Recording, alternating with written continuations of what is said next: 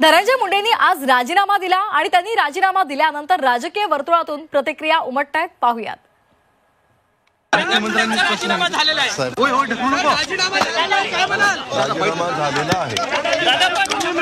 पण तुम्ही यापूर्वी भूमिका मांडली दादा की नैतिकतेवर राजीनामा द्यायला हवा.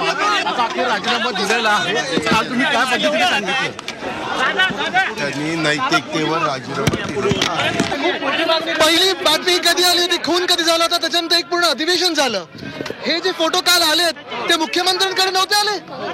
काल आपण आपल्याला माहिती देतो अजून एक गुपित. काल रात्री मुख्यमंत्री एका गाडीतून बसून उपमुख्यमंत्र्यांच्या घरी गेले आणि एक बैठक झाली. मुख्यमंत्री स्वतः बोलून घेऊ नाही शकत, मुख्यमंत्र्यांना आधी कळत नाही. आणि आज आपण पाहतोय गेल्या काही महिन्यांमध्ये राजकारण जेवढं घाणेरडं होत चाललेलं आहे.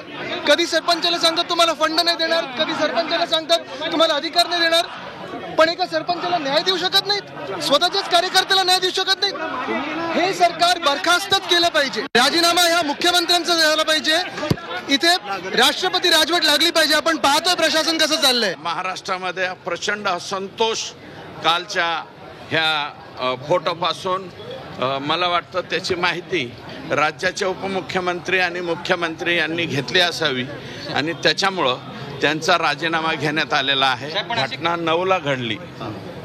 त्याच्यानंतर त्याच्या FIR पासून ते आत्ता यांची विकेट पडण्यापर्यंत सन्माननीय धनंजय मुंडे यांची विकेट पडेपर्यंत पॉझिटिव्ह आणि ठामपणे खमक्या मुख्यमंत्री काय असतात ते आम्ही पाहिलंय. देवाची काठी लागत नाही परंतु न्याय मात्र मिळतो हे मला या ठिकाणी मिळालं.